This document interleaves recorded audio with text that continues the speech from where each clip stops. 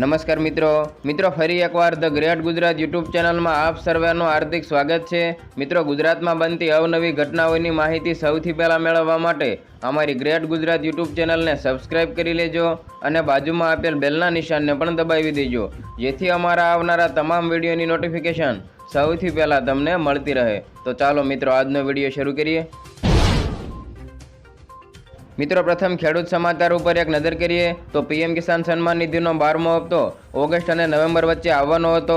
મિત્રો ગત વખતે ઓગસ્ટના બીજા સપ્તાહમાં ખેડૂતોના એકાઉન્ટમાં હપ્તાના રૂપિયા આવી ગયા હતા, પરંતુ આ વખતે આ હપ્તો ક્યારે આવશે તે અંગે કોઈ સત્તાવાર માહિતી આપવામાં આવી નથી। મિત્રો મીડિયા રિપોર્ટ્સમાં એવું કહેવામાં આવી રહ્યું છે કે આગામી 12મો હપ્તો સપ્ટેમ્બરમાં આવવાનો છે, પરંતુ હવે તે ઓક્ટોબરમાં આવે તેવી શક્યતા છે।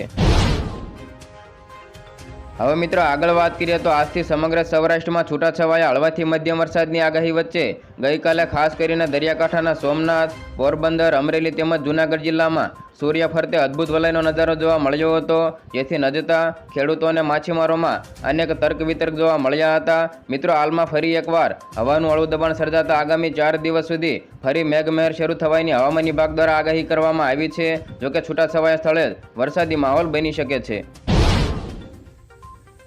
મિત્રો સમાચારમાં આગળ વધીએ તો યુપીની યોગી સરકારે ખેડૂતો માટે નવો આદેશ જાહેર કર્યો છે। મિત્રો હવે રાજ્યના ખેડૂતો ખેતરોમાં પોઇન્ટેડ વાયર મૂકી શકશે નહીં। મિત્રો સરકારે ખેતરોમાં પોઇન્ટેડ વાયર, કાંટાળા તાર અને બ્લેડ વાયરના ઉપયોગ પર પ્રતિબંધ મૂક્યો છે। જો કોઈ ખેડૂત પોતાના ખેતરમાં આવું કરતો જોવા મળશે તો તેની સામે કડક કાર્યવાહી થઈ શકે છે। મિત્રો આદેશનું પાલન ન કરનારને જેલની સજા પણ થઈ શકે છે।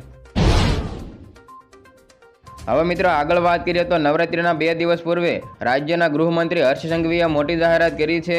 મિત્રો રાજ્ય સરકાર દ્વારા તમામ શહેરો અને જિલ્લામાં રાત્રિના 12 વાગ્યા સુધી સ્પીકર વગાડવાની મંજૂરી આપવામાં આવી છે, ત્યારે આયોજકોને આ બાબતે નિયમોનું પાલન કરવા માટે તાકીદ કરવામાં આવી છે। સાથે સાથે પાર્ટી પ્લોટ, સોસાયટી કે શેરીમાં જે ગરબાનું આયોજન થાય છે તેવા ગરબા આયોજકોએ સ્થાનિક પોલીસ સ્ટેશનેથી લાઉડસ્પીકર વગાડવાની મંજૂરી લેવી ફરજિયાત છે અને તમામ શેરી ગરબા આયોજકોએ આ મંજૂરી લેવા માટે રાજ્ય પોલીસ વડાએ અપીલ કરી છે। તેમજ હોસ્પિટલ, શૈક્ષણિક સંસ્થાઓ અને અદાલતની આસપાસના 100 મીટર કે તેથી વધુ વિસ્તારમાં સાયલન્ટ ઝોન જાહેર કરવામાં આવશે। મિત્રો સમાચારમાં આગળ વધીએ તો ગુજરાતમાં નવરાત્રી દરમિયાન પીએમ મોદીની મુલાકાતને લઈને રાજ્યભરમાં તૈયારીઓ શરૂ કરી દેવામાં આવી છે, જેમાં પ્રધાનમંત્રી નરેન્દ્ર મોદીની અંબાજી મુલાકાતને લઈને વહીવટીતંત્રએ તૈયારીઓ શરૂ કરી દીધી છે, જેમાં પ્રધાનમંત્રીના કાર્યક્રમને ગરિમાપૂર્ણ બનાવવા માટે વિવિધ સમિતિઓની રચના કરવામાં આવી છે। મિત્રો પીએમ મોદીની મુલાકાતને લઈને કલેક્ટરે અધિકારીઓ સાથે બેઠક યોજી હતી। વધુમાં તમને જણાવી દઈએ કે વડાપ્રધાન નરેન્દ્ર મોદી આગામી 30 સપ્ટેમ્બરના રોજ અંબાજીની મુલાકાતે આવવાના છે, જેને પગલે વિવિધ વિભાગો અને અધિકારીઓને કાર્યક્રમના સુચારુ આયોજન માટે માર્ગદર્શન પણ આપવામાં આવ્યું છે।